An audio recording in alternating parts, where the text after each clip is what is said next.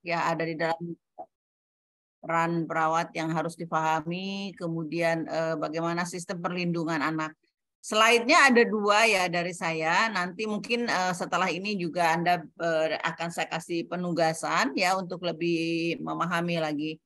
2 slide itu nanti kita yang slide yang kedua, maksudnya judul yang kedua, sebetulnya itu bisa kita singkat ya. Itu karena khusus untuk materi perlindungan anak yang satu sesi tersendiri sebetulnya itu. Oke, kita mulai ya. Ini mungkin sudah kuliah ke berapa ya untuk keperawatan anak? Ada ke 6, ke 8? Sudah ada 6 kali pertemuan atau 8 kali? Izin menjawab, Ibu belum. Ya. Izin Ibu baru ada 4 pertemuan, Ibu. Dengan Ibu 4. Ya, berarti konsep keperawatan anaknya sudah ya. Konsep tumbuh kembang sudah ya. Izin menjawab Ibu, untuk konsep tumbuh kembang belum Ibu, karena itu materi dibawakan oleh Bu Deswani. Kebetulan Bu Deswani masih umroh. Oh, materi berikutnya. Baik. Mungkin ada beberapa yang mendasari, materi yang mendasari yang karena ini tren dan isu ini kaitannya dengan konsep dasar ya, konsep dasar keperawatan anak, tetapi lebih melihat bagaimana perkembangan. Oke. Untuk tren itu artinya kecenderungan, isu itu adalah aspek atau masalah yang penting yang saat ini sedang menjadi bahasan ya, yang sedang menjadi perhatian dan sedang menjadi pembahasan di mana-mana dan perlu perhatian bersama. Oke, kita masuk ke slide berikutnya. Next slide, tolong. Siapa yang share screen tadi? Ananda atau siapa ya? Untuk yang share screen Risma Pinkanggita, Ibu. Oh ya, siapa? Gita. Risma, Ibu. Isma. Ya, baik. Minta tolong slide berikutnya. Next slide. Ya, ini saya kira Anda sudah, saya yakin kalau sudah 4 kali pertemuan ini sudah dibahas. Yang penting adalah dipahami, ya. Ini definisi ini dipahami, ya. Karena bagaimana nanti Anda ke rumah sakit, ketemu banyak pasien. Ada pasien ibu-ibu, pasien bapak-bapak, ada pasien lansia, ada pasien anak. Nah, bagaimana Anda memperlakukan pasien dengan beragam usia tersebut, ini tergantung pada pemahaman Anda terhadap konsep anak itu sendiri. Ya, jadi ini sangat mendasar, jangan jangan abaikan. Anda harus betul-betul paham tentang anak ini, ya. Usia yang disepakati berapa ya di konsep sebelumnya, di kuliah sebelumnya sudah disampaikan berapa usia yang dimaksud dengan anak, range usia berapa sampai berapa, ada yang tahu? Ada yang tahu? Ya, Ini sebentar, sebelum lanjut ya, sorry ya, ini untuk RKI. Ini tadi karena Bu Titi minta yang RKI ini join sekalian ya. Seharusnya RKI ini pembelajarannya in English ya, seharusnya. Tapi ini karena join gabung dengan kelas yang reguler ya, kelas yang A dan B. Jadi dokumennya bahasa Indonesia. Nanti saya translate ya belakangan. Atau kalau Anda mau translate sendiri lebih bagus ya. Karena dokumen pembelajarannya harus bahasa Inggris dan sebetulnya ngajarnya harus in English sebetulnya ya untuk yang RKI ya. Ini situasional aja ya. Oke, ini definisi tentang anak. Pemahaman tentang anak harus benar ya di perspektif Anda, di pemikiran Anda, supaya jangan salah memperlakukan pasien ya. Pasien anak jangan diperlakukan sama dengan pasien dewasa ya. Bentar.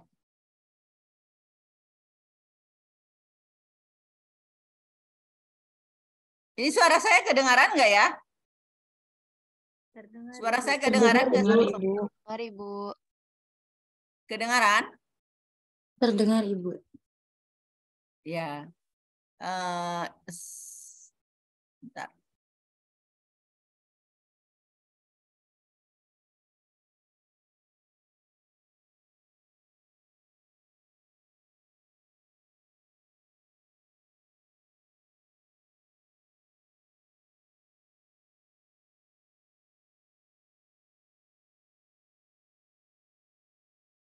Ya. Anak adalah individu yang unik, ya. Individual ya yang mempunyai hak untuk hidup, tumbuh dan berkembang, berpartisipasi secara wajar sesuai dengan harkat dan martabat kemanusiaan, ya. Jadi ini saya ambil definisi anak dari Undang-Undang Perlindungan Anak. Ya. Tidak ada bedanya anak dengan orang dewasa. Yang beda adalah maksudnya tidak ada bedanya apanya? Dia punya hak untuk hidup, punya hak untuk tumbuh, punya hak untuk berkembang, kemudian punya hak juga dia untuk dihargai, ya, sesuai harkat dan martabat, ya. Dan yang utama adalah berhak mendapatkan perlindungan. Nah, makanya ini mungkin dari perspektif Undang-Undang Perlindungan Anak, ya, mendefinisikan anak adalah termasuk yang dalam kandungan. Nah, tadi pertanyaan saya nggak ada yang jawab. Usia berapa sih yang dimaksud dengan anak? 0 sampai 18, Ibu. Ya, betul. Ya, siapa yang jawab ya? Stefani ya? Yang jawab siapa ya? Ita, Ibu. Gita? Gita ya? Saya soalnya nggak lihat ini fotonya. Bentar, saya lihat. Yang mana ya Gita ya? Izin Ibu, Gita dari A atau dijawab dari B? dari kelas 2B yang bernama Ita Sylvia, Ibu. Ita.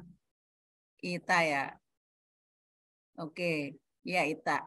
Betul, ya. Ini kelas ini ada laki-laki apa enggak ya? 2A, 2B? RKI ada cowoknya enggak? Izin cewek menjawab, semua ya? Ibu, ada. Oh, ada.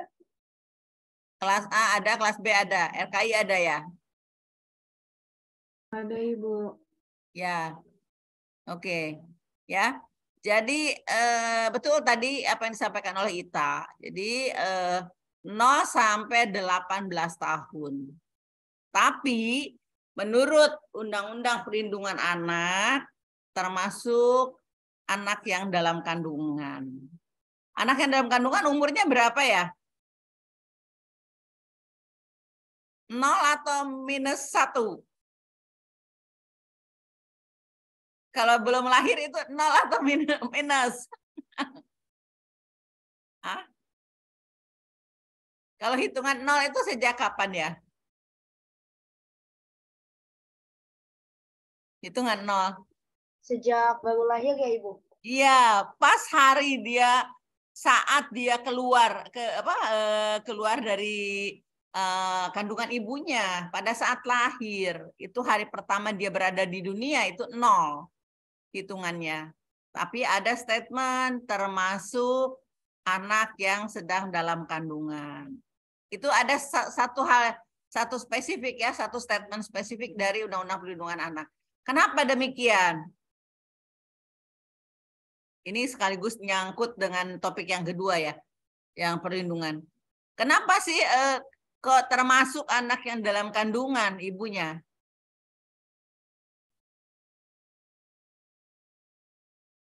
Ada yang punya pendapat? Kenapa? Izin menjawab Ibu. Karena anak yang dalam kandungan juga memiliki hak untuk hidup Ibu. Jadi selama masih dalam kandungan ini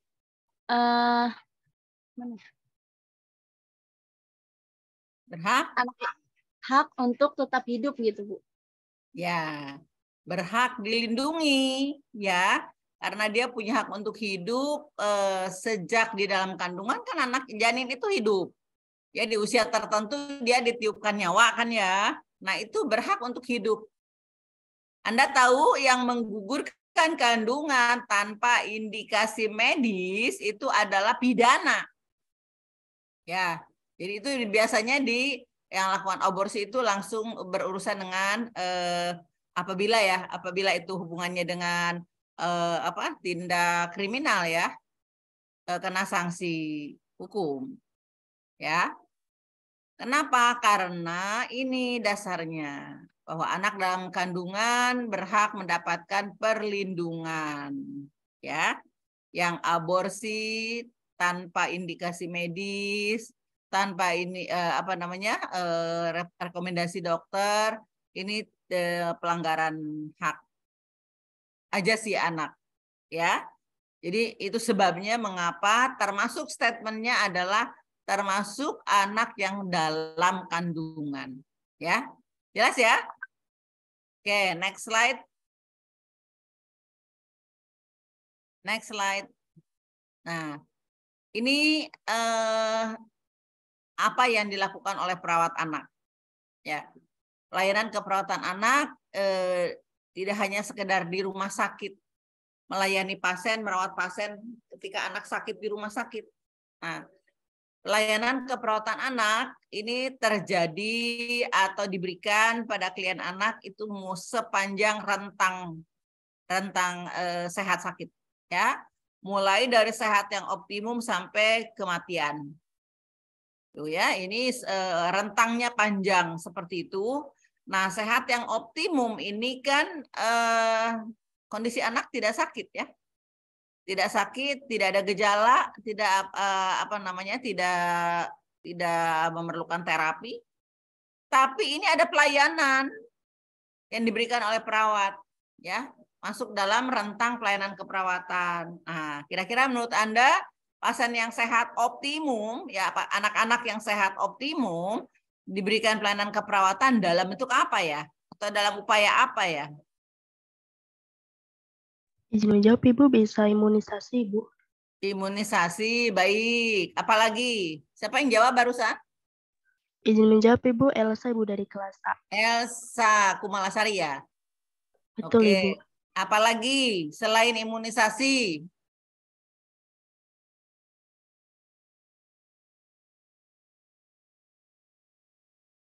Selain imunisasi apa lagi? Ini Bu, upaya-upaya preventif seperti mengedukasi anak, Bu. Misalnya edukasi untuk apa? Edukasi terkait makanan yang memang sehat untuk dimakan oleh anak-anak, Bu. Dan makanan harus dihindari. Oke, edukasi terkait dengan gizi yang sehat untuk anak. Oke, apalagi? Banyak banget yang bisa dilakukan oleh perawat anak ya ketika anak dalam kondisi sehat pun. Apalagi?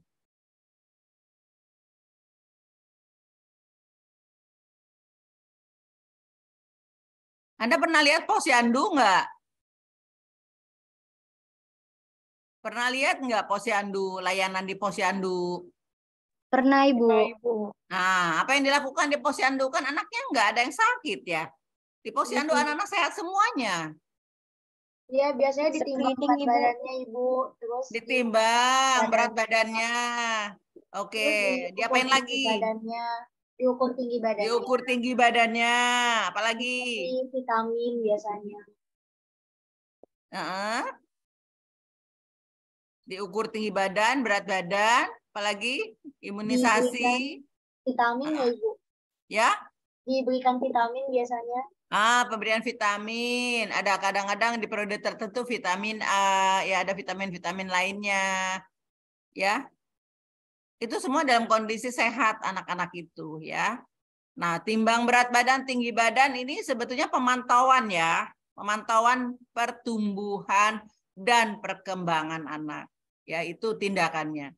Jadi tindakannya adalah pemantauan pertumbuhan dan perkembangan anak. Ya, termasuk screening bisa dilakukan di posyandu, screening tumbuh kembang. Anak sudah usia 1 tahun, dicek ini sudah bisa berdiri, berjalan, lari atau belum, sudah bisa mengatakan kata-kata apa namanya itu, yang simple, mama, papa, makan dan sebagainya, itu sesuai dengan tahapan perkembangan anak. Itu bisa dilakukan di posyandu. Pada kutub yang paling kiri, sehat optimum. Ya. Oke, berikutnya sakit ringan, misalnya ada batuk pilek ya, atau mungkin anak demam ya. Itu bisa di mana ya pelayanannya? Kalau batuk pilek, demam, di rumah sakit ya, atau di puskesmas ya? Puskesmas, Ibu. Puskesmas ya. Mungkin kalau sakit sedang di puskesmas juga ya. Sakit berat biasanya sudah di Rumah rumah sakit, Ibu. sakit ya. Sakit berat itu sakit yang membuat anak itu tidak berdaya. Dia harus tiduran di tempat tidur, harus bed rest untuk jangka waktu tertentu. Nah, biasanya ini memerlukan perawatan, anak harus berada di ruang rawat, ya. Nah, ini rentang sehat sakit yang memerlukan pelayanan keperawatan dari seorang perawat anak, ya, sampai dengan menjelang kematian. Nah, ini di ujung paling kanan itu kematian, kenapa juga harus tetap ada pelayanan keperawatan? Ada yang punya pendapat?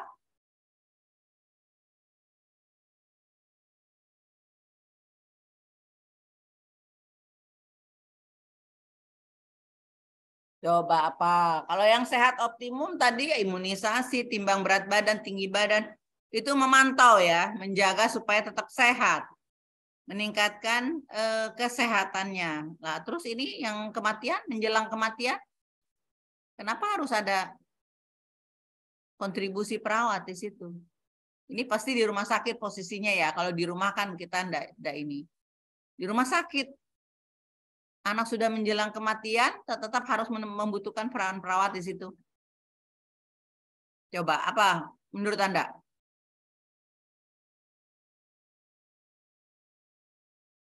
Halo? Yang cowok deh, saya pengen denger yang cowok. Tadi baru Elsa, Ita, siapa lagi tadi? Nah, yo, siapa lagi? Yang cowok ada yang hadir di sini? Dari RKI atau 2A atau 2B? Pendapatnya apa? Izin menjawab, Bu. Ya, siapa? Ini Zaki ya? Iya, Ibu. Zaki dari RKI ya? Iya, benar, Ibu. Ya, oke. Apa Zaki pendapatnya? Kalau peran perawat sendiri itu kalau menjelang ajal memberikan dukungan psikologis baik ke anaknya maupun ke keluarga anaknya sendiri, Ibu. Dukungan psikologis ya. Dukungan psikologis karena di saat itu dia akan kehilangan ya. Orang tua akan kehilangan anak pun akan kehilangan melepas ruhnya dari badannya ya. Oke, betul. Yang lain apa Zaki? Itu dukungan psikologis ya. Lebih ke arah support kan itu. Ada satu hal penting yang juga dilakukan oleh perawat.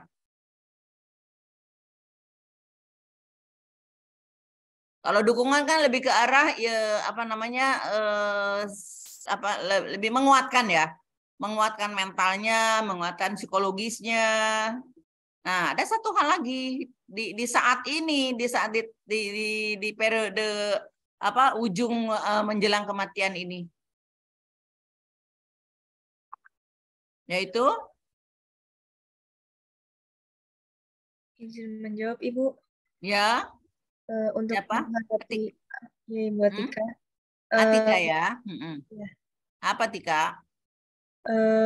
Membantu anaknya dalam menghadapi sakaratul maut, Ibu. Dengan cara apa bantunya? Bisa menemani dan beri dukungan psikologis juga, Ibu. Iya, dukungan psikologis sudah tadi dari Zaki. Apa? Sedikit lagi. Ini ada hubungannya dengan dukungan psikologis, tapi lebih ke arah spiritualnya. Dukungan rasa Membimbing ya. Membimbing ya secara spiritual ya bagi anaknya. Kalau anaknya udah besar bisa langsung kita dengan anaknya ya, anak yang mungkin dari usia sekolah ke atas ya. Tapi kalau anaknya masih umur balita, batita itu lebih ke arah ibunya ya, lebih banyak ke arah ibunya, walaupun sekaligus juga dengan anaknya. Ya, jadi selain dukungan psikologis, Zaki juga membimbing ya, memberikan bimbingan spiritual. Nah, ini ada di dalam peran perawat ada, terutama untuk pasien di rumah sakit ya. Oke. Sepanjang rentang tersebut, perawat anak dapat memberikan asuhan pelayanan keperawatan tadi yang sudah dijelaskan ya. Jadi ini tidak berubah ini, mau kondisi sekarang, mau kondisi ke depan ya, tindakannya tetap ada, tindakan ini tetap dibutuhkan. Hanya caranya yang berubah mungkin ya, di zaman sekarang digital beda caranya, mungkin dengan setting rumah sakitnya pun mungkin berubah ya. Oke, next slide. Slide berikutnya, nah, bentuk intervensinya, bantuan dalam pemenuhan kebutuhan dasar secara langsung atau direct care, pendidikan kesehatan, konseling, rujukan, ya, tergantung pada kebutuhannya. Direct care ini jabarannya banyak. Tadi seperti yang Anda sebutkan langsung, ya, merawat langsung pada anaknya ketika dia sakit. Tadi membimbing menjelang ajal, ya, itu adalah direct care. Pendidikan kesehatan tadi sudah disebut mulai dari anak ketika sehat ya, edukasi pada anaknya sendiri, pada orang tuanya juga. Konseling yang belum Anda sebut tadi ya. Konseling beda dengan edukasi ya. Hati-hati, beda ininya maknanya. Kalau konseling itu diminta. Biasanya ada permintaan. Kalau pendidikan kesehatan kita melihat ada hal yang kurang baik, kurang bagus, kurang pas, kita otomatis memberikan edukasi. Ya, misalnya ngelihat anak kurus, usianya nggak sesuai dengan berat badan dan tinggi badannya, Anda langsung setelah punya data Anda langsung edukasi orang tuanya. Tapi kalau konseling biasanya ada permintaan dari orang tua. Bagaimana mengatasi anak saya seperti ini? Ini anak saya sudah umurnya 2 tahun, tapi kok belum bisa berjalan. Ini kalau lihat di KPSP, itu skala tumbuh kembang, ini masuk delay atau tidak normal. Nah, ini gimana solusinya? Nah, itu adalah konseling. Jadi ada penyelesaian masalah ya untuk konseling ini. Nah, ini adalah tindakan atau intervensi keperawatan yang diberikan pada anak dan keluarganya atau orang tuanya dalam situasi apapun tadi sepanjang rentang sehat sakit tadi ya. Oke, next slide. Keperawatan anak ini trennya kurang lebih mengikuti perkembangan penyakitnya. Ya, penyakit pada anak atau penyakit pada umumnya. Perlindungan pada anak ini menjadi dasar. Kembali lagi, tadi definisi yang di awal ya, yang harus dipegang. Ya, Undang-Undang Perlindungan Anak ini menjadi satu dasar berpikir, dasar berpijak, dan menjadi satu rujukan. Bagaimana kita mengembangkan pelayanan kesehatan atau keperawatan pada anak. Nah, meningkatnya jumlah penyakit terminal pada anak ini memerlukan pelayanan komprehensif. Komprehensif itu menyeluruh ya. Apa bedanya komprehensif dengan holistik?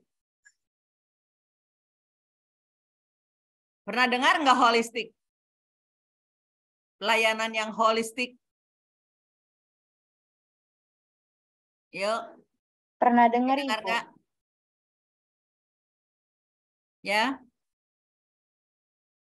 Siapa yang punya pendapat? Holistik itu apa? Apa bedanya dengan komprehensif? Mirip-mirip, tapi itu berbeda.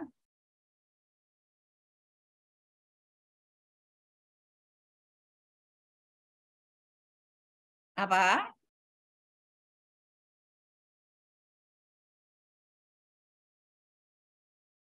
Ini pelajaran semester 1 dulu, tahun pertama.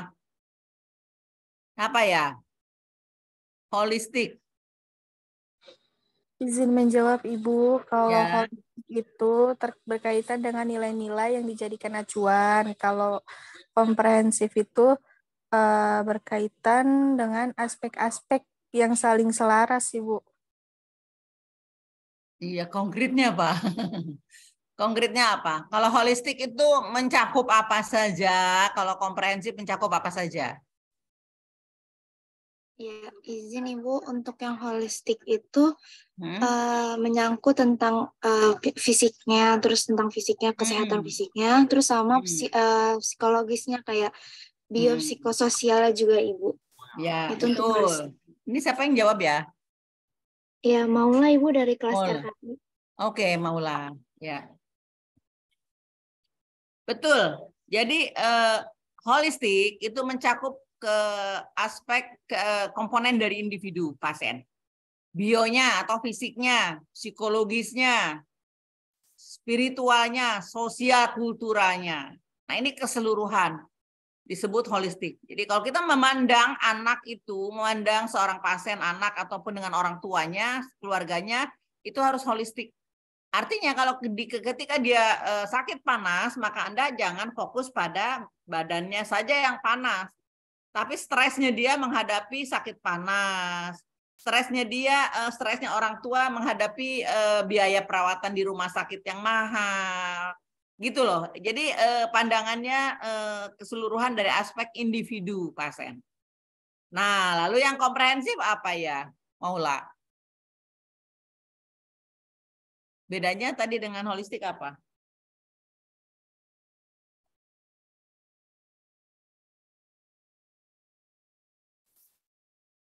Iya, Ibu, kalau untuk komprehensif itu perawatan medis secara menyeluruh kayak untuk kebutuhan fisik kayak gitu, Ibu. Kalau yang saya ingat dan saya baca. Komprehensif. Komprehensif dari fisiknya maksudnya gimana ya?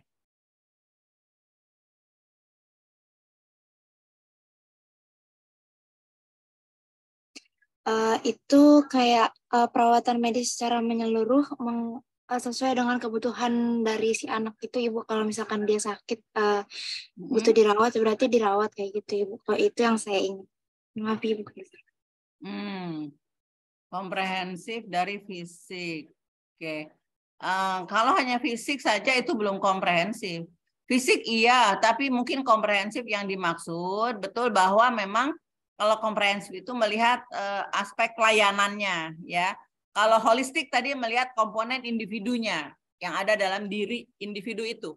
Tapi kalau komprehensif dari aspek pelayanannya, yang dimaksud komprehensif itu menyeluruh juga sama-sama, tapi beda sudut pandang. Jadi nanti kalau kita melihat memberikan pelayanan pada anak secara komprehensif, berarti pertama secara preventifnya apa yang kita lakukan. Jangan sampai anak ini, misalnya dia dirawat dengan diare, jangan sampai nanti dia kena diare yang kedua kalinya. Jadi pencegahan apa yang harus dia lakukan supaya dia tidak kena lagi. Itu aspek preventif. Terus aspek promotifnya apa? Supaya dia meningkat kesehatannya, meningkat staminanya sehingga dia harusnya mungkin 5 hari, 3 hari bisa pulang dari rumah sakit. Lebih cepat sembuhnya. Nah, kemudian aspek kuratifnya itu adalah terapinya. Ya, dia butuh obat, butuh cairan, butuh apa lagi ya. Nah, kemudian yang terakhir ada rehabilitatif, pemulihan. Ketika dia sudah mau menjelang sembuh ya. Nah, ini atau sembuh dia pemulihan keadaannya, kondisinya supaya lebih kembali staminanya, kembali sehat seperti itu ya. Nah, itu adalah komprehensif, mencakup aspek preventif, promotif, kuratif, dan rehabilitatif. Rehabilitatif tidak selalu ada. Kalau kasusnya itu ringan-ringan saja. Tapi kalau mungkin kecelakaan, anaknya kecelakaan, atau mungkin pasien itu sakit berat, ya, ada rehabilitasi yang dia harus lalui. Nah, itu mungkin empat jenis layanan ini bisa dilampaui. Ya, oke. Tadi siapa? Maula ya? Saya catat loh yang jawab ini. Maula RKI ya? Iya, Ibu. Zaki RKI juga ya? Iya, Ibu. Yang tadi Hilda dari RKI. Zaki RKI. Tadi Ita dari kelas mana ya Ita? Maaf. Ita sayang mana 2B, tadi? Ibu. Ya? 2B, Ita Ibu. 2A. 2B.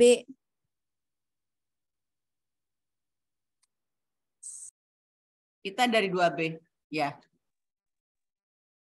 Oke. Ya, tadi yang jawab Ita, Zaki, Maula ya. Satu lagi siapa yang jawab ya tadi ya? Izin menjawab Ibu, Elsa dari 2A Ibu. Elsa 2A ya. Iya, Oke. betul Ibu. Ya. Oke, lanjut ya. Next slide.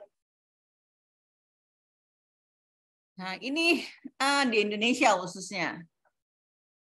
Kita itu kan terkenal daerah tropikal ya Indonesia ini, dan terkenal memang yang penyakit yang terbanyak adalah penyakit infeksi. Nah, ini adalah 5 penyakit infeksi.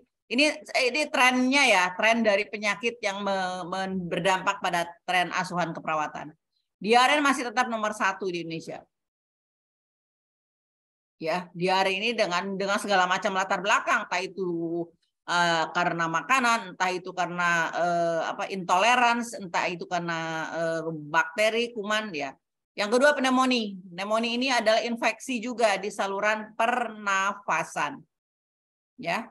Cacingan loh, masih ada loh cacingan di Indonesia. Pada anak ini terjadi nih cacingan, terutama di daerah-daerah tertentu yang memang mungkin dari aspek gizi ya, ini ada hubungannya dengan gizi yang kurang bagus ya. Demam berdarah agak beda karena ini trennya di kota besar, termasuk Jakarta. Jakarta itu endemis demam berdarah. Jadi selalu tinggi, di musim-musim hujan mulai dia tinggi. Rumah sakit banyak diisi pasien anak yang kasusnya demam berdarah. Sampai masuk ICU pun banyak ya demam berdarah ini. Ini kondisinya di kota besar biasanya demam berdarah. Dan penyakit lain. Ya, penyakit akibat gizi itu salah ketik ya. Penyakit akibat gizi, penyakit kulit, kanker. Ya. Nah, ini 5 penyakit infeksi tertinggi di Indonesia. Ya, yang kelima mungkin penyakit lain disebutnya karena memang tidak spesifik untuk infeksi pada satu tempat, satu sistem tubuh. Ya, oke. Lanjut. Next slide. Nah, ini yang PTM. Tren penyakit semakin ke sini katanya gizi semakin bagus. Karena kan gencar pemerintah ini ya upaya perbaikan gizi, peningkatan gizi di posyandu, di mana-mana di klinik-klinik, edukasi pada orang tua, pada masyarakat, dan anggaran pemerintah sendiri untuk gizi itu cukup besar. Ya, yang bantuan-bantuan posyandu tuh ada loh, dikasih beberapa vitamin setiap rutin, setiap buka posyandu tuh ada vitamin yang dikasih, dan itu gratis ya. Vitamin yang diberikan di posyandu itu datangnya dari pemerintah. Nah, itu dalam rangka menguatkan kondisinya. Nah, semakin bagus kondisi penyakit infeksi menurun, ternyata PTM yang meningkat. PTM ini penyakit tidak menular ya. Nah, 4 penyakit tidak menular di Indonesia yang menyebabkan kematian pada anak adalah ini, ya, kardiovaskuler, diabetes mellitus, kanker, dan PPOK. Penyakit paru obstruktif, kayaknya apa? Kronis, ya. Nah, ini sumber dari Kemenkes. Jadi 4 kasus terbesar ya yang menyebabkan kematian pada anak yang bukan kategori penyakit infeksi. Kalau yang infeksi tadi yang nomor 1 itu yang banyak menimbulkan kematian adalah diare, ya, yang tadi urutan nomor 5. Nah, ini dua-duanya yang kategori penyakit infeksi ataupun PTM ancaman. Anda tahu bahwa anak-anak itu adalah generasi penerus bangsa, ya. Yang tua nanti makin lama makin habis, generasi lansia lansia lanjut dan sebagainya yang di atas 70 tahun, 80. Ini kan berganti nanti generasi anak-anak nih. Nah, apabila kondisi kesehatannya tidak prima, ya banyak gangguan penyakit, maka ini adalah ancaman. Ya, apalagi tadi misalnya gangguan gizi, gangguan-gangguan dari penyakit infeksi, ya jadi mungkin kalaupun ia terus berkembang anaknya hidup sampai dengan dewasa, tidak begitu tidak sesuai dengan kapasitas yang diharapkan sebagai SDM, ya, sumber daya manusia di Indonesia, ya. Kemudian di sisi lain 2030-2040 ini akan lebih banyak usia produktif. Trennya akan lebih banyak usia produktif. Nah, sekarang hitung-hitungan ekonomi, kalau banyak usia produktif, tapi jika anaknya kurang gizinya, kurang kesehatannya kurang prima, nah ini menggambarkan atau berdampak pada kualitas, ya, kualitas generasi penerus bangsa ini seperti apa nanti ke depan. Tentunya harusnya diharapkan ya yang sehat, cerdas, ya, karena kita punya keinginan 2045 ini pemerintah mencanangkan Indonesia punya generasi penerus bangsa yang sehat, cerdas, ya, menuju Indonesia maju tahun 2045. Ini harapan kita, harapan negara kita, harapan pemerintah dan semua masyarakat, ya. Nah, ini kalau anak-anak ini tidak mendapat perhatian, maka ini sulit dicapai, gitu ya. Ini dari tinjauan dari SDM Kesehatan. Oke. Jadi sisi tren atau kecenderungan perkembangan penyakit ini harus menjadi perhatian, termasuk perawat. Ya, oke, lanjut next slide. Nah, oke, apakah nomor 1 adalah praktek keperawatan di rumah sakit, yang kedua adalah praktek home care atau di rumah. Yang ketiga praktek keperawatan nursing home atau klinik bersama. Ini maaf nomornya salah ya.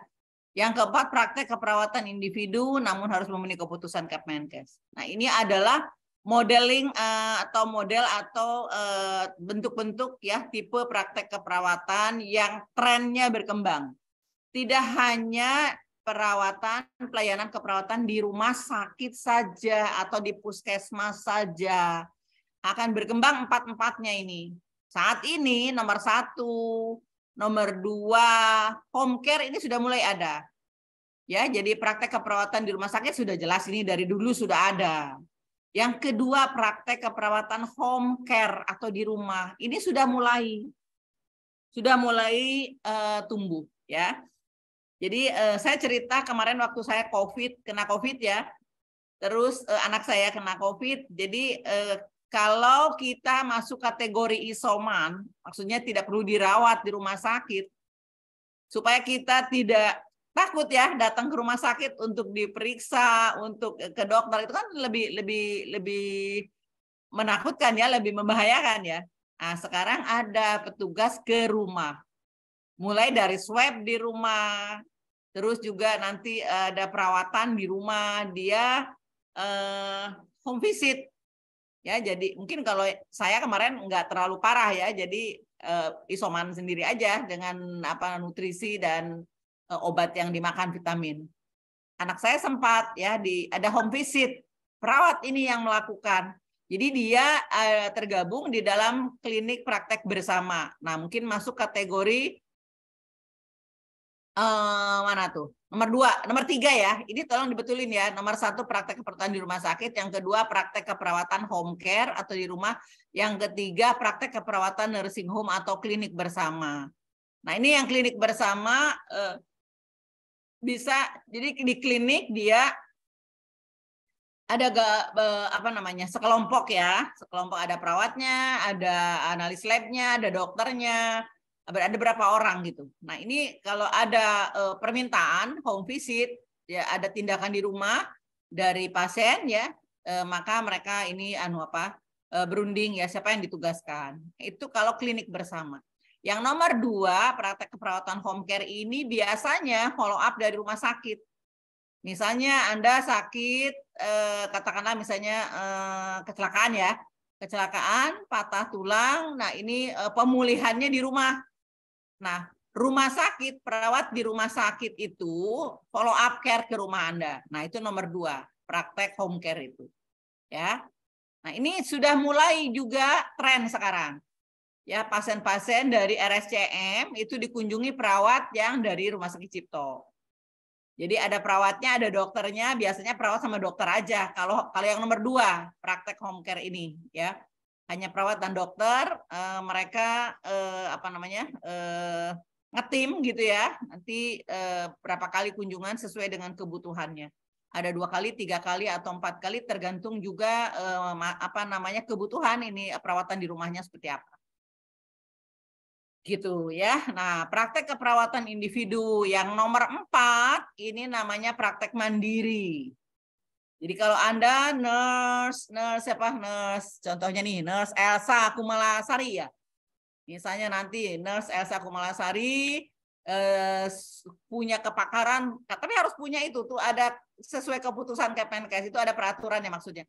Punya sertifikatnya banyak. Misalnya tentang perawatan luka ya, misalnya Elsa sudah jadi seorang nurse wound care itu, seorang pakar itu ya harus punya sertifikat banyak.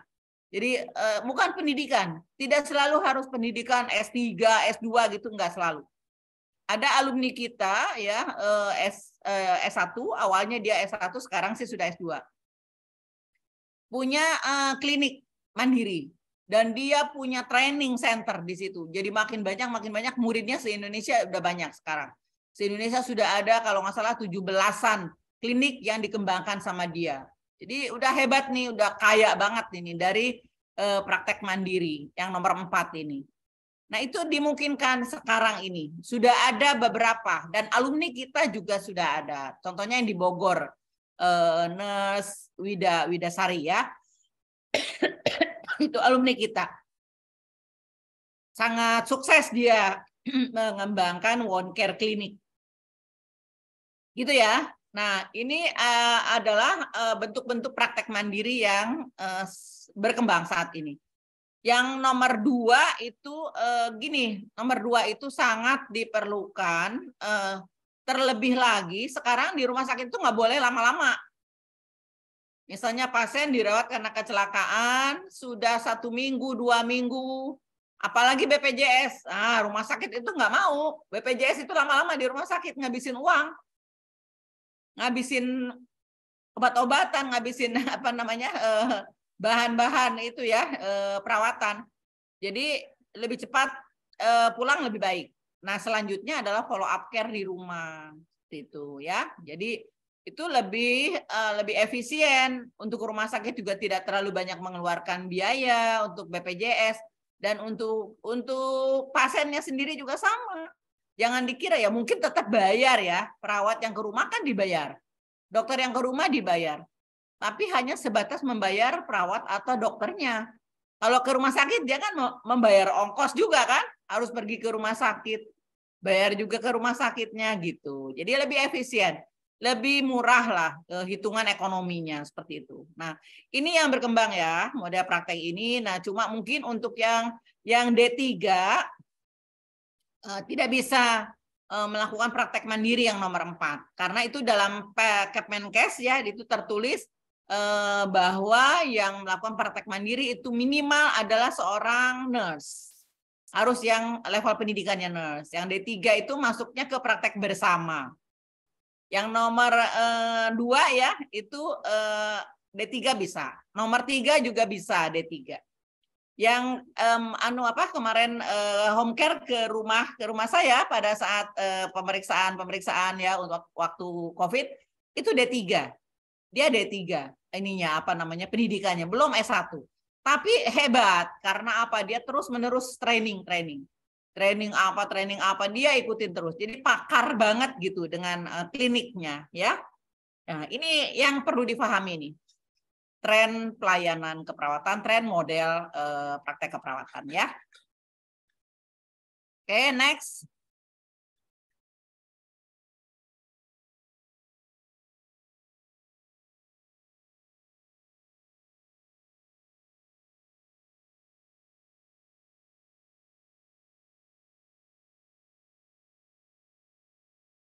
Nah, ini mengapa tren yang 4 tadi berkembang? Nomor 1 udah biasa lah ya, nggak usah disebut. 2, 3, 4. Karena biaya perawatan di rumah sakit semakin mahal, semakin mahal, semakin mahal. Anak mempunyai kebutuhan pelayanan di masyarakat atau di rumah. Keluarga merupakan tantangan untuk pengembangan upaya pelayanan kesehatan anak. Kenapa kalau di rumah sakit itu berlipat-lipat biayanya? Pertama, biaya anak sendiri dirawat, yang nginep di rumah sakit itu butuh biaya, harus bayar. Yang ruang rawat apa itu namanya, bukan ekonomi, apa namanya? Kelas 3 gitu ya. Kelas 3, kelas 2, kelas 1 itu kan beda-beda tarifnya. Tapi jangan lupa orang tua yang nungguin di rumah sakit emang enggak ngeluarin biaya. Banyak biayanya, ya kan? Dia harus makan, dia harus keluar uang juga untuk macam-macam, transport, mondar-mandir, beli obat dan sebagainya. Sementara anak yang lain, keluarga di rumah juga. Jadi double-double biayanya seperti itu. Nah, makanya dikatakan bahwa biaya perawatan di rumah sakit itu mahal. Bukan hanya biaya perawatannya atau yang dikeluarkan oleh rumah sakitnya, tapi juga oleh dirinya sendiri. Ya, jadi inilah yang menyebabkan 4 yang tadi, yang tiga tadi berkembang. Oke, next slide. Ya, praktek mandiri perawat, individu ataupun berkelompok dengan penekanan pada upaya health promotion dan preventive disease. Yang praktek mandiri, tadi ini penekanannya harus pada health promotion dan preventive disease. Ya, jadi selama melakukan praktek mandiri di rumah, itu harus banyak edukasi yang diberikan pada keluarga, pada anak. Itu cirinya kita, nursing. Ya, nursing cirinya ini, preventif, promotif, lebih besar daripada kuratif dan rehabilitatif. Ya, jadi proporsinya harus lebih banyak. Jadi kemampuan untuk edukasi, kemampuan untuk konseling, promosi kesehatan ini harus dikuasai dengan baik. Ya, oke. Next. Masih ada ya?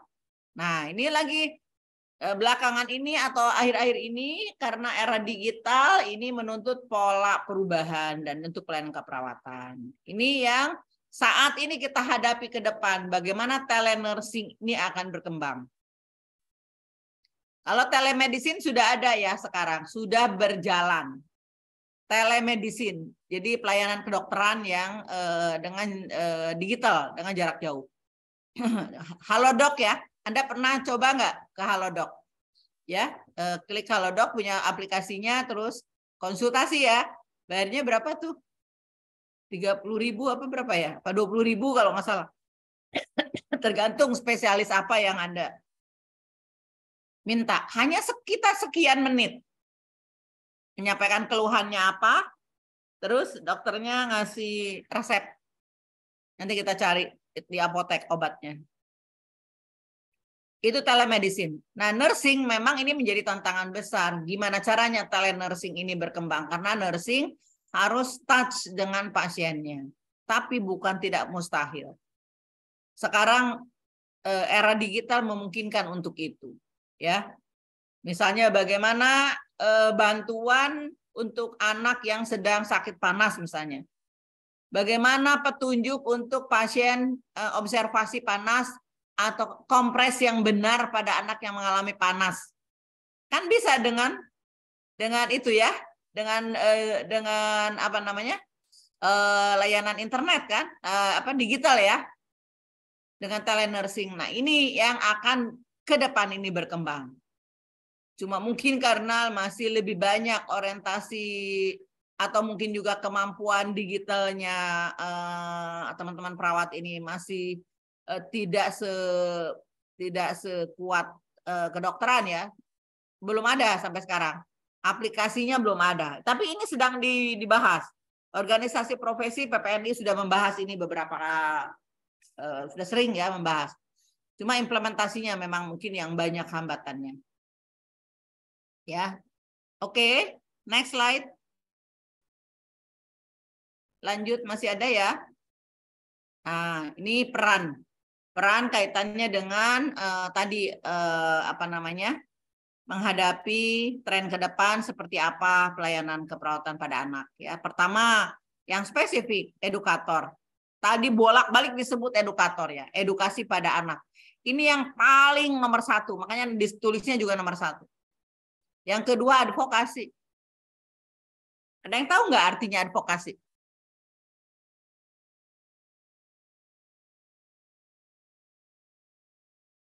Izin menjawab Ibu sebagai Ya. pelindung Ibu. Siapa? Maaf. Rantis Aulia dari kelas 2 RKI.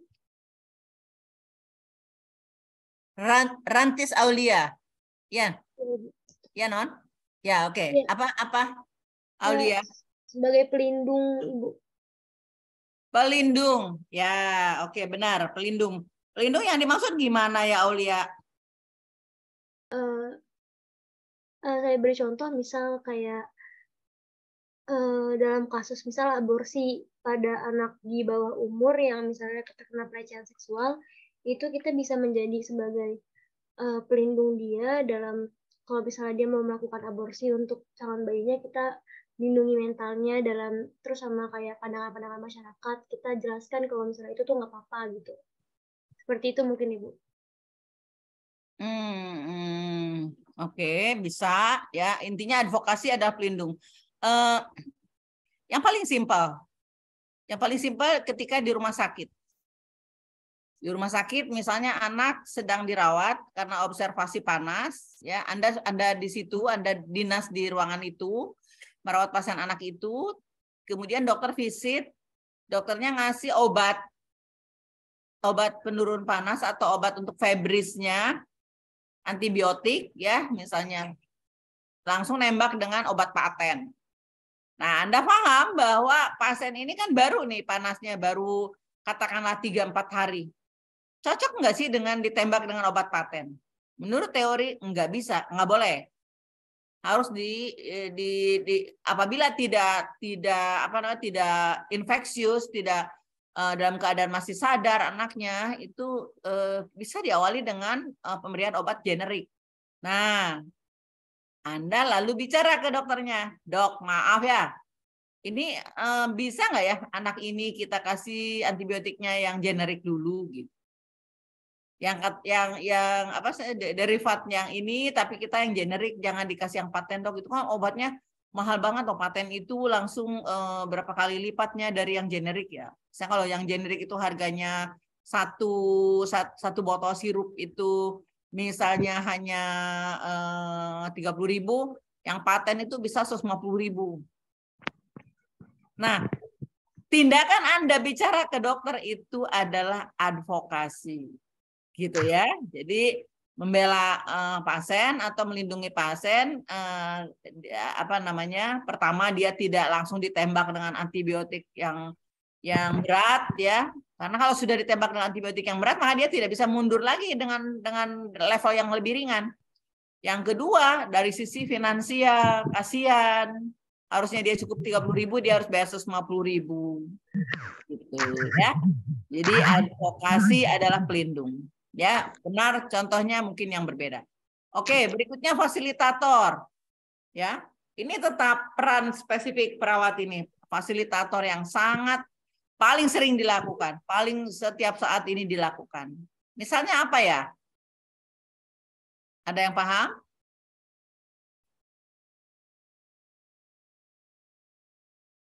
Ada yang tahu? Izin Ibu. Ya. Mungkin kalau di fasilitator kan menyediakan ya Bu, mungkin perawat bisa menyediakan layanan untuk konseling Bu bagi pasien seperti itu. Ya, misalnya dia sedang di rumah sakit, contohnya di rumah sakit, pasien ini butuh dia konsultasi, butuh konsultasi ya. Nah, kita menyediakan layanan konseling. Yang konselingnya siapa? Konselornya siapa ya? Kalau untuk konselornya keluarga Ibu ataupun ya keluarga. Konselor itu terapisnya. Oh, kirain yang ini ya Bu. Yang ininya perawat bisa Bu. Perawat bisa? Atau? Dokter juga bisa, Bu. Dokter bisa. Bisa siapa lagi? Sesuai dengan kebutuhan dari pasien. Nah, tergantung ya yang dikonsultasikannya apa. Kalau misalnya ini anak saya kok diare ini dirawat yang ketiga kalinya loh ini dok, suster ini sudah 3 kali dirawat dengan diare bolak-balik dirawat. Ini jangan-jangan ada intoleransi terhadap susunya misalnya. Kan ahli gizi yang dibutuhkan kan? Jadi dipanggil atau dihadirkan ahli gizi. Dia konsultasi ke ahli gizi. Itu seperti itu ya. Ini siapa Salwa ya? Izin Ibu, Salwa. Iya Ibu Salwa. Salwa Putri ya. Ya, oke ya, betul ya Salwa ya, seperti itu. Yang keempat motivator.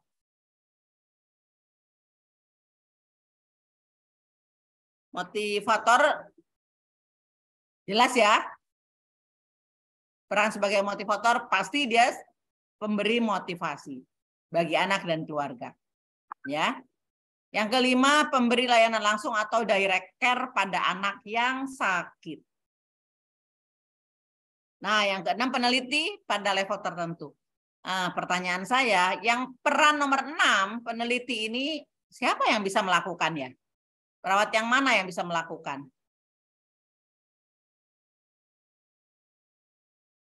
Siapa yang punya pendapat?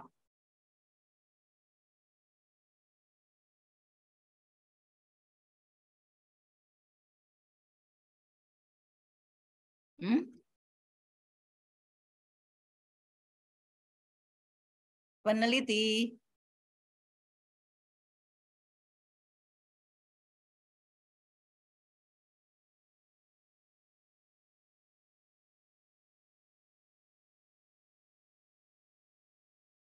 Ibu izin menjawab.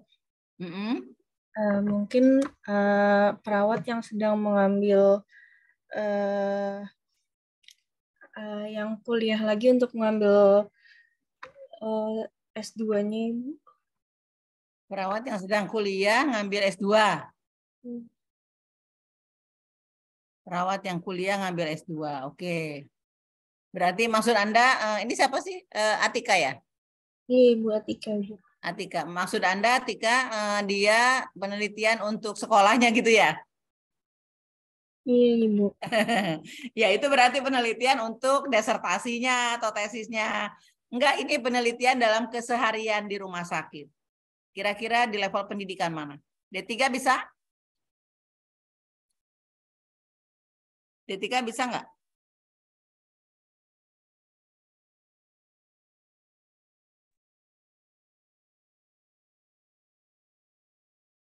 Yang level D3, perawat lulusan D3 bisa nggak melakukan penelitian? Jawab tidak bisa, Ibu. Tidak bisa. Yang nurse bisa nggak? Tidak bisa. Yang bisa profesi bukan, Bu. Kenapa? Yang bisa profesi bukan, Bu. Profesi nurse, ya. Bisa ya? Profesi nurse bisa ya? Bisa harusnya, ya. Hanya memang harus punya background kepakaran tertentu. Misalnya punya beberapa sertifikasi di bidang cairan, misalnya bagaimana penanganan cairan pada anak, bagaimana terapi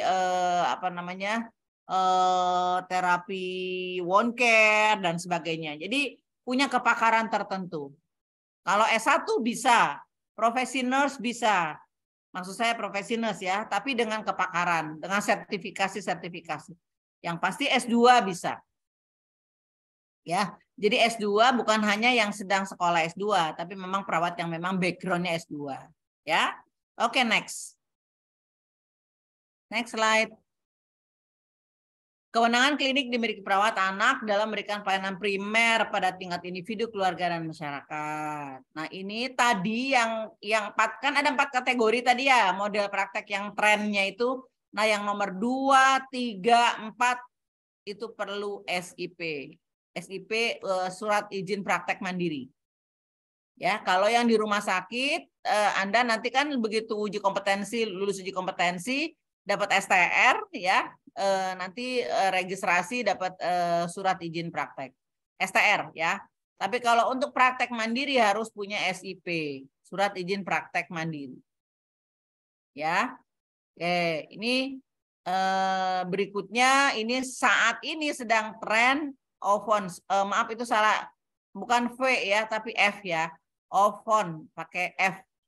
One Family One Nursing ya, untuk mengembangkan masyarakat sehat mandiri termasuk dalam masalah kesehatan anak.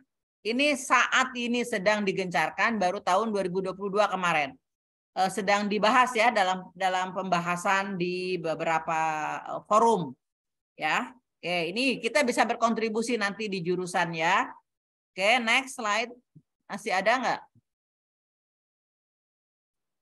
Ya, peran di masyarakat yang dibutuhkan saat ini penting kerjasama antara perawat, institusi pendidikan, jajaran kerjasama dengan Kemendes, Pemdas tempat membangun wilayah atau desa sehat anak. Ya, nah beberapa dosen sedang membangun, sudah 2 tahun ini membangun desa sehat, kota sehat lansia di daerah Pulau Gadung. Nah ini untuk anak-anak ini bisa kita membangun desa atau kota sehat anak. Bisa ini tren ke depan juga kita bisa membangun pendekatannya di masyarakat. Kita tidak bicara rumah sakit, tidak bicara klinik di sini, tapi di masyarakat. Jadi orientasinya betul-betul menjaga kesehatan. Ya, jadi tidak menunggu sakit. Ya. Oke, lanjut. Next slide. Nah, habis ya. Oke, jadi itu sampai yang terakhir, slide terakhir itu adalah isu terkini, tren terkini yang akan kita kerjakan ke depan ini. Mungkin tahun ini kita juga akan coba garap ya dengan dalam bentuk pembinaan wilayah ya. Para dosen, mahasiswa mungkin bisa kita terjun bersama-sama membangun kota sehat anak. Ya. Oke, Kota Bekasi sehat anak gitu ya. Atau Jatiwarna sehat anak gitu ya. Oke. Cukup sampai sini. Satu lagi coba dibuka slide-nya. Minta tolong tadi siapa ya? Nanda atau siapa ya? Wisma, Ibu. Ya. Tolong dibuka ya satu lagi. Nah, ini ya. Ini mungkin saya tidak akan bahas banyak, tidak akan ulas banyak. Ya, mungkin kita bisa selesai di 8:30 lewat ya nanti kalau ada pertanyaan. Oke, next slide aja dibuka aja, yang pokoknya saja saya jelaskan. Ya, next slide. Ini bentar-bentar. Itu yang pertama itu nanti dibaca aja, Anda telaah ya. Ini kan nanti slide-nya ini Anda pelajari semua ya. Ini adalah beberapa penjelasan tentang perlindungan pada anak. Banyak sekali dasar hukum bagaimana kita harus melindungi anak.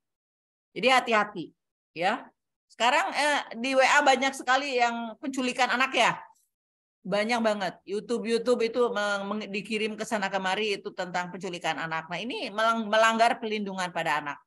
Nah, ini dasarnya. Mengapa perlindungan anak itu ada? Ya, itu paling tua itu adalah hak asasi manusia. Ini Deklarasi Universal Hak Asasi Manusia, itu sangat tua.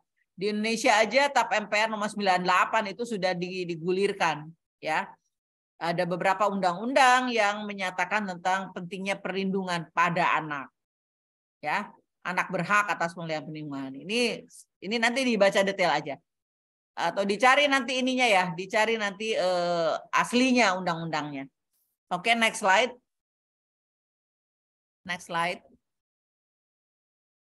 Nah, ini nanti lebih spesifik. Tolong dilihat.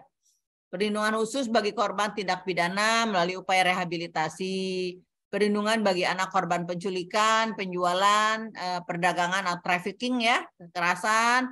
Ini juga dilakukan melalui berbagai upaya ya.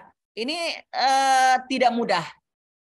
Tidak mudah mengatasinya karena berada di masyarakat, menyebar permasalahannya, dan ini ditemukannya pun tidak mudah. Setelah ditemukan pun ini menyangkut berbagai pihak ya. Jadi ini makanya dikatakan di sini negara ikut bertanggung jawab untuk perlindungan anak ini. Itu statement itu keluar di undang-undang tersebut. Ya, oke. Next slide. Dibaca detail aja nanti ya. Nah, ini nanti juga ini menjadi bagian dari pemahaman Anda untuk perlindungan anak. Ada yang disebut abuse, ada yang disebut neglect. Abuse itu tindakan kekerasan, kalau neglect penelantaran. Ya. Banyak sekali anak-anak yang di jalanan. Dia ngamen. Atau mungkin juga mengemis ya. Itu adalah salah satu bentuk abuse atau neglect. Tergantung kasusnya di keluarganya.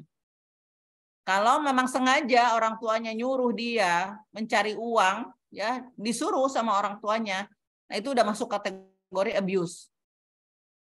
Ya, kalau anak sakit dibiarkan tidak dibawa ke rumah sakit, itu masuknya kategori yang di bawah, yang neglect, penelantaran. Ya, penelantaran itu perbuatan orang tua atau orang dewasa atau wali yang secara hukum itu bertanggung jawab menelantarkan dalam menyediakan kebutuhan anak. Kebutuhan anak itu makan, sandang, pangan, papan gitu ya. Kebutuhan berteduh termasuk rumah. Ya. Ada ada rasa nyaman anak tinggal di rumah karena terlindungi, dipenuhi kebutuhan fisiknya, kebutuhan mentalnya, kebutuhan psikososialnya. Itu adalah neglect ya, apabila itu tidak diberikan. Oke, next slide. Nah, ini mungkin nanti dibaca aja, saya nanti minta Anda baca ini dan mendiskusikan, nanti jawab pertanyaan ya berikutnya. Ini indikator-indikator kekerasan pada anak. Kalau itu fisik, ada memar, ada luka lecet, ada patah tulang, ada luka bakar, cedera kepala. Ini adalah karena kekerasan fisik dari orang lain.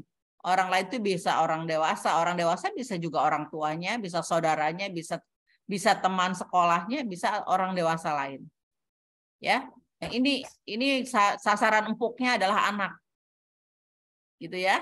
Nah, next slide. Ini yang kekerasan emosi, ya. Dan perilaku yang menunjukkan adanya kekerasan emosi seperti ini. Ya. Ada ini lebih susah mengidentifikasinya ketimbang yang fisik tadi. Karena kalau yang fisik tadi dipukul pakai tangan, nanti ada misalnya mukanya dipukul tangan, gambar tangan ada di muka. Badannya dipukul pakai ikat pinggang, maka gambar ikat pinggang itu panjang begitu ada di badannya. Itu bisa kelihatan. Tapi kalau ini nggak kelihatan. Psikosomatik ini nggak bisa dilihat. Tapi yang bisa dilihat adalah dia kok nggak tumbuh. Anak itu gagal tumbuh. 2 tahun belum juga bisa jalan. Atau mungkin jangan anak kecil ya. Yang sudah usia sekolah, mungkin dia menjadi minder, tidak berani bicara, lebih banyak pendiam. Seperti itu. Ya. Oke, next slide. Ini yang kekerasan seksual. Ya, mungkin dia ada istilahnya pelecehan, atau mungkin benar-benar kekerasan seksual seperti perkosaan, ya. Sekalipun mungkin belum perkosaan, percobaan perkosaan itu juga bisa masuk kategori ini dampaknya, sama seperti ini semua dampaknya, ya. Nah, ini lebih sulit merehabilitasinya, ya. Oke, next slide. Nah, yang penelantaran tadi tidak dikasih sandang, pangan, papan yang memadai, ya, atau mungkin dia sakit dibiarkan tidak ke dokter, itu masuk neglect, itu masuk penelantaran. Anaknya bisa gagal tumbuh, malnutrisi, dehidrasi, bau kotor badannya, ya, pakaiannya lusuh, kok kayak nggak ganti-ganti pakaiannya, nah, itu adalah neglect, ya. Di keadaan umum biasanya anaknya lemah, kurang bersemangat, ya. Oke. Lanjut. Next slide. Masih ada. Nah, ini beberapa faktor penyebabnya. Ini kok ada ya? Maksud saya nanti ini biar Anda yang cari gitu ya. Oke, mungkin ini saya skip aja penyebabnya. Coba next slide lagi. Ini dari faktor orang tua. Kemudian ini dari faktor keluarganya sendiri, faktor anak, faktor budaya. Next slide lagi. Nah, ini di masyarakat penanganannya. Next slide lagi, yang terakhir aja. Bukan. Yang gambar bagan-bagan. Nah, ini ya. Jadi kalau ada kasus di masyarakat, sistem perlindungan yang berjalan saat ini di Indonesia ini. Jadi kalau ada kasus dilaporkan, yang menerima laporan, ini nanti ada assessment. Assessment itu kepada anaknya, assessment juga kepada keluarganya, assessment bagaimana penanganan kasus, perencanaan penanganan kasus, manajemennya, treatmentnya, evaluasinya. Nah, ini adalah melibatkan berbagai, ini nih penanganan ini tidak hanya nurse dan dokter di rumah sakit, enggak. Karena ini di masyarakat. Coba lihat next slide. Ada yang coba next slide berikutnya. Nah, aparat penegak hukum. Apabila itu terjadi abuse ya, mungkin Anda kemarin ngikutin nggak ada kasusnya si ini ke Bilar, Rizky Bilar sama si Lesti ya. Nah, itu kan KDRT kan? KDRT masuk ke ranah hukum. Kan dia mau dipolisikan saat itu kan, cuma akhirnya ditarik lagi laporannya. Nah, jadi kekerasan pada fisik ataupun pada kekerasan yang lain yang berdampak pada kerusakan fisik anak itu bisa dipenjara, bisa dipidana. Ya, makanya ada aparat hukum di sini punya peran. Ya, ada peran aparat penegak hukum. Nah, berikutnya coba. Yang berikutnya siapa lagi yang punya peran? Pendidik sekolah. Kalau itu kekerasan terjadi di sekolah, maka ini pendidik ikut serta bertanggung jawab. Apa yang harus dia lakukan? Ini uraiannya. Ya, karena tidak sedikit terjadi abuse itu di sekolah. Ya.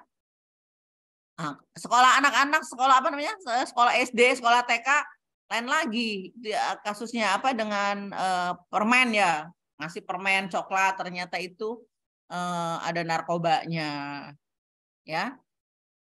Oke, next slide berikutnya, pemberi layanan kesehatan. Apabila anak itu kena kekerasan, dia dibawa ke rumah sakit, misalnya disiram air panas sampai luka bakar, dibawa ke rumah sakit. Nah, ada tim kesehatan yang melayani atau merawat pasien ini tidak sekedar merawat fisiknya, tapi ada aspek, coba lihat nomor 1, kasus assessment, identifikasi kasus. Ini kasusnya adalah bukan hanya assessment rasa sakit atau mungkin ada demam dan sebagainya, tidak. Tapi di sini ada aspek forensiknya.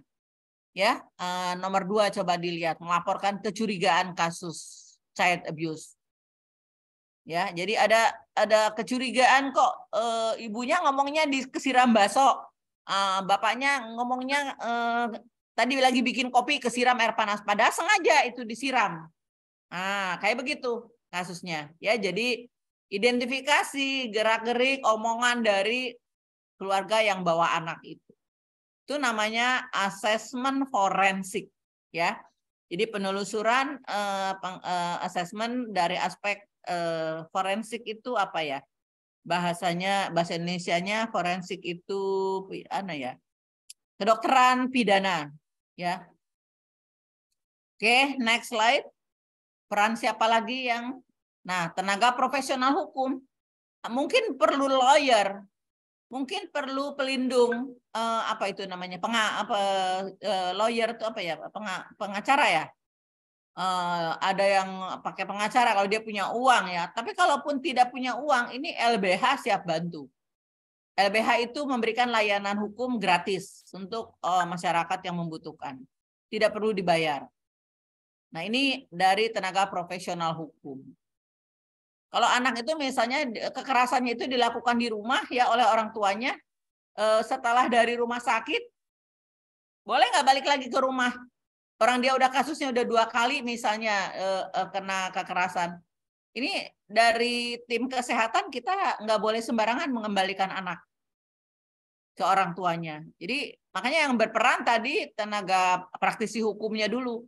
Sudah asesmen belum terhadap keluarganya? Apabila tidak aman di keluarganya, nggak bisa dikembalikan ke rumahnya. Nah, terus siapa? Kemana nih anak? Nah, itu kan jadi ada aspek ada peran tenaga profesional hukum yang harus dimintain bantuan di situ. Nah, ini peran orang-orang tim kesehatan di rumah sakit. Ya, oke, lanjut next. Udah selesai. Itu saya kira dari aspek perlindungan anak ya, mungkin pemahamannya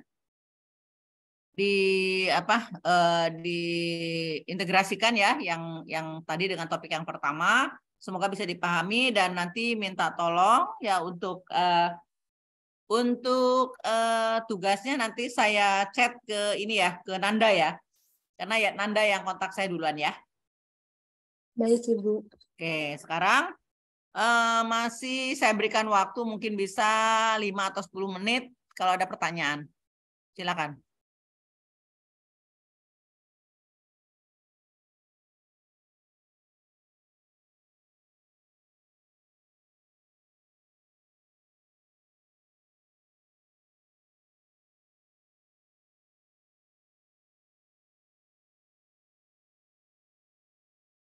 Iya, izin Ibu. Ya. Siapa nih Maula? Iya, Ibu Maula dari kelas RKI. Izin tanya Ibu terkait yang tadi perawatan jarak jauh kayak gitu. Jadi kayak gini Ibu, kan anak-anak sering ada gitu tumbuh kembangnya yang lama kayak misalkan speech delay ataupun jalannya itu lebih lama dibanding teman-temannya. Gitu. Itu kan biasanya perlu direhab ya Ibu. Itu bisa nggak sih Bu kalau pakai kayak telenursing dan sebagainya macamnya yang mana itu dilakukan jarak jauh dan rehab itu dilakukan jarak jauh gitu. Soalnya kalau setahu saya itu kalau rehabilitasi ketemu offline gitu loh Bu, kayak biar jarak dekat kayak gitu. Itu bisa nggak sih Bu kalau jarak jauh kayak gitu? Oke, sudah. Maula. Ya, baik. Bagus pertanyaannya. Kita bicara telenursing, ini kan pelayanan keperawatan jarak jauh. Tadi yang saya contohkan apa ya? Tadi sempat saya contohkan di awal. Edukasi ya. Yang saya contohkan edukasi atau konseling ya pada remaja atau pada anak. Nah, ini rehabilitasi. Bisa nggak ya rehabilitasi dengan telenursing? Nah, tergantung rehabilitasinya apa. Kalau rehabilitasi fisik memang susah. Maksudnya akan lebih bagus kalau offline. Rehabnya langsung ya. Jadi perawatnya langsung home visit pakai model yang tadi yang 3. Home visit atau klinik bersama atau yang home care ya. Itu lebih tepat untuk yang rehabilitasi fisik. Tapi kalau konseling, konseling ini kan konsultasi ya, jasa konsultasi ya. Bisa nggak dengan telenursing? Bisa. Nah, hanya ini pembahasan di beberapa forum ya. Telenursing untuk layanan konseling, edukasi, mungkin keberanian saja yang belum ada ya, dan mungkin juga ini harusnya ada dukungan dari profesi ya. Karena apa? Ini ada beririsan, ada gray area, ada bukan tumpang tindih, ada irisan lah dengan profesi lain. Kalau telenursing ini layanannya edukasi, konseling, misalnya konseling pada anak yang tumbuh kembangnya delay, terlambat, atau mungkin juga dipertanyakan ya questionable. Ini dokter anak nanti teriak, itu coupling saya. Kenapa perawat ngambil itu? Nah, seperti itu. Jadi ini yang sedang dibahas oleh teman-teman spesialis perawat anak ya. Apa sih sebetulnya yang harus dibahas di dalam telenursing? Bahasan prakteknya seperti apa telenursing ini? Gitu ya. Sebetulnya mungkin kalau sudah harus ada contoh ya. Contoh dulu prakteknya seperti apa, walaupun mungkin ada yang menggugat tapi dibahas, tapi nanti clear perannya jelas bisa kita tunjukkan bahwa itu adalah peran mandiri seorang perawat anak, spesialis ya, mungkin levelnya harus spesialis ya sebaiknya. Itu lama-lama kan orang ya akan paham, oh itu ternyata peran dari spesialis perawat anak, gitu ya. Sebenarnya kalau di luar negeri nggak ada spesialis itu. Di luar negeri itu perawat generalis, rata-rata generalis plus sertifikasi yang disebut dengan APN, Advanced Practice Nurse. Jadi misalnya lulusan nurse tambah sertifikasi keperawatan anak 1 bulan, tambah lagi sertifikasi misalnya wound care pada anak 1 bulan, tambah lagi sertifikasi. Jadi makin banyak sertifikasi yang dikuasai sehingga dia bisa punya kemandiri perangkat kompetensi. Jadi kalau melakukan asuhan mandiri pada anak dia kompeten gitu. Nah, ini yang menjadi bekal untuk layanan telenursing sebetulnya. Ya. Gitu ya, Mola. Oke, makasih. Masih ada yang lain?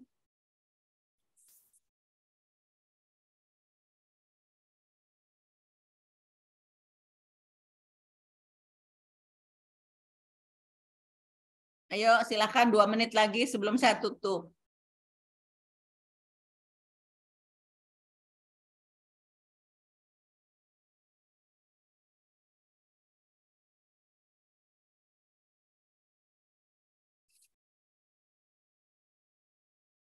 Dari kelas A, si pennya siapa ya? Kelas A, 2A. Halo? Dia udah pada tidur apa ya? Tidur enggak sih? Pada tidur enggak? Kelas A siapa si pennya? Izin Ibu, ada 3 orang dari kelas A untuk si pennya. Iya. Ada saya sendiri, Stefani Carolina. Ada Stefani. Fitriananda. Yang B siapa? Yang B siapa? Izin masuk Ibu, yang B ada 3 orang juga Ibu. Yang pertama ada saya sendiri, Marsyanda Kaila, Linda Dalilah, dan Anissa Ibu. Oh banyak banget sih itunya, si pennya. 1 orang aja si pen sampai 3. Yang kelas RKI siapa si pennya? Izin Ibu, untuk kelas RKI saya Bintang. Bintang Eko? Iya, ada 3 juga Ibu. Oh ya. Oke. Ya, oke. Jadi gini, nanti tolong ini ya lewat si pen. Lewat si pen minta tolong ya, nanti pendalaman dari kuliah ini jawab pertanyaan saya. Pertanyaannya 1 tapi nanti pakai penjelasan ya. Maksudnya Anda cerita ya, menjelaskan ya. Bisa tolong dicatat nggak? Saya soalnya nggak ini harus di WA dulu. Langsung aja deh. Tolong dicatat ya. Baik, Ibu. Ya. Mengapa perlindungan pada anak penting ditegakkan?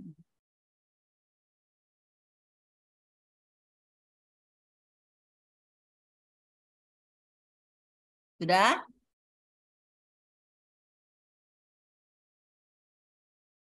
Sudah, Ibu. Ya. Bagaimana upaya perawat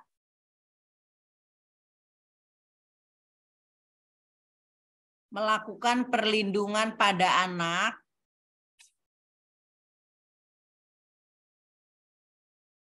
yang sedang dirawat di rumah sakit?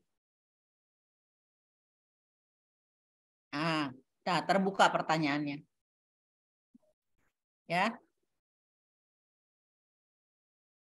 Yang ketiga, 3 aja ya pertanyaannya. Yang ketiga,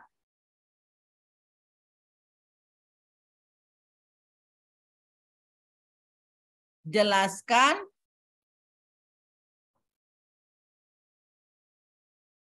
bagaimana telenursing bisa dikembangkan pada keperawatan anak.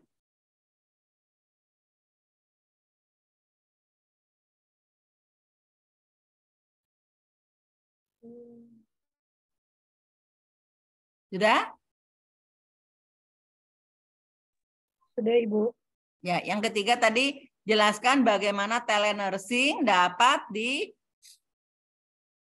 dijalankan pada keperawatan anak. Tambahkan ya kalimatnya, identifikasi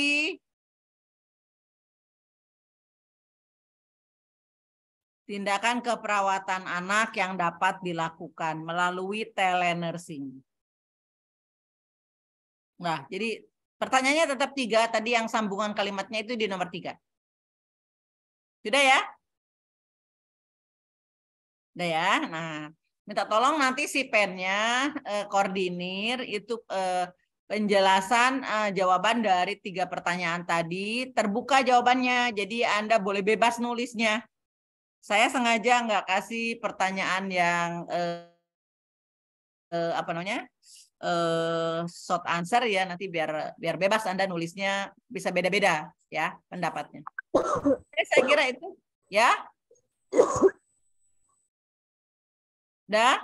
Bu izin tanya Ibu. Ya. Ini jawabannya ditulisnya di Word atau ditulis tangan Ibu? Tulis tangan, nanti ngirimnya gimana?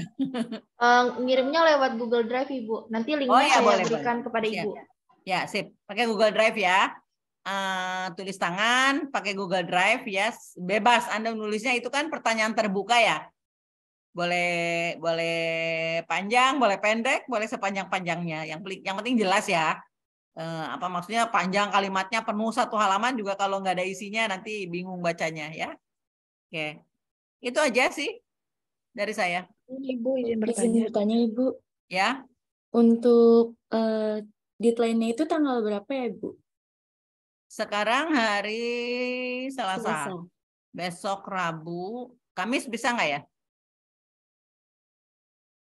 Baik, bisa, Ibu. Kamis ya? Kan kerjain sebentar juga selesai itu. Besok pagi-pagi Anda kerjain lagi masih fresh ya. Nah, Kamis aja. Sebetulnya sekarang langsung jawab juga kan mumpung hangat dari kuliah yang saya kasih. Kamis aja nggak apa-apa ya lewat Sipen ya. Oke? Sudah? Kita bisa sampai sini aja? Kita cukupkan sampai sini?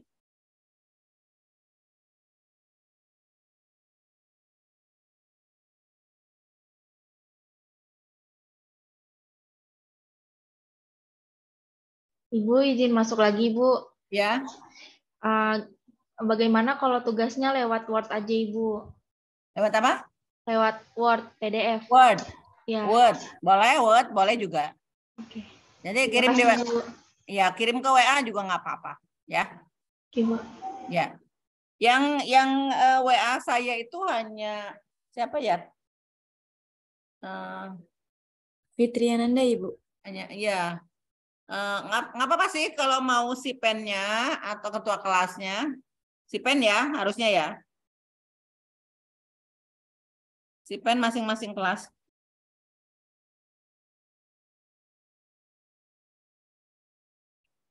Ya. Oke, sampai sini. Terima kasih atas perhatiannya. Terima kasih atas kehadirannya. Kita screenshot tapi dibuka kameranya semua ya.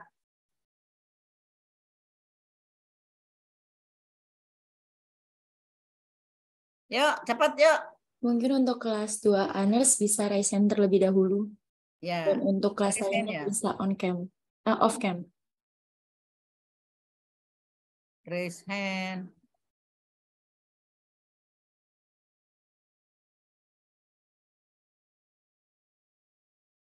Saya bisa kelihatan nggak ya? Apa harus raise hand ya? Iya, Ibu. Bisa Bentar. raise hand terlebih dahulu. Raise hand itu ada di chat ya? Reaction, Ibu. Hah? Ada di reaction, Ibu. Iya, tapi sebentar nggak keluar ini. Reaction-nya nggak keluar. Bentar.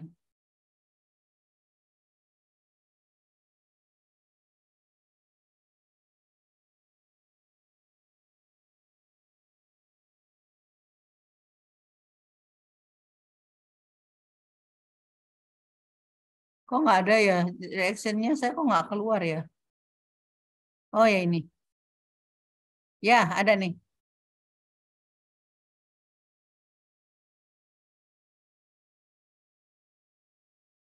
Dah? Baik Ibu, saya ambil ya Ibu. Ya. Slide pertama.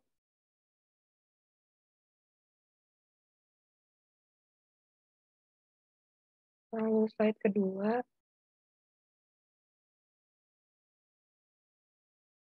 Baik Ibu, sudah untuk kelas A. Dilanjut ke kelas.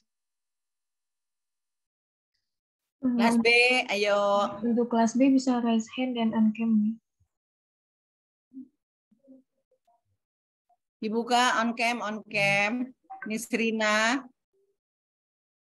Winda, dibuka kameranya.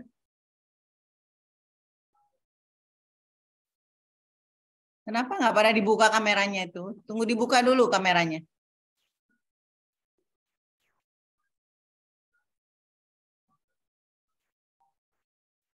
Baik, slide pertama.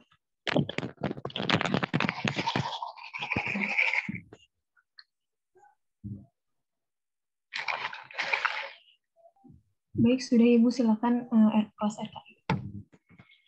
Oke, RKI.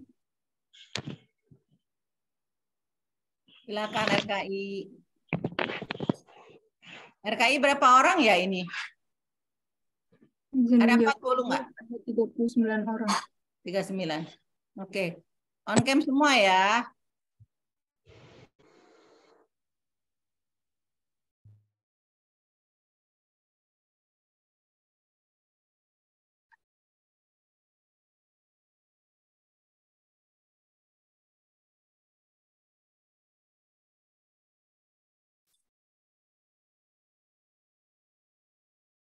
Baik, sudah Ibu. Terima kasih. Sudah? Oke, semua. Nanti tolong dikirim ke saya ya, semua dokumennya ya. Kemudian apa namanya? Daftar hadirnya juga ya. Ya. Terima kasih semuanya. Dipahami ya anunya apa materinya, terus saya tunggu nanti hari Kamis jawaban pertanyaannya. Terima kasih. Semoga sehat selalu ya semua ya. Baik Ibu, terima kasih Bu. Ya, banyak sama-sama. Ibu. Terima kasih Ibu. Terima kasih Bu, sehat-sehat Bu. Sama-sama. Ya. Assalamualaikum warahmatullahi wabarakatuh. Waalaikumsalam warahmatullahi wabarakatuh. Terima kasih banyak Selamat Ibu. malam. Selamat malam. Saya live ya. Iya Ibu. Ya Ibu, silakan Bu. Terima kasih Ibu. Sama-sama.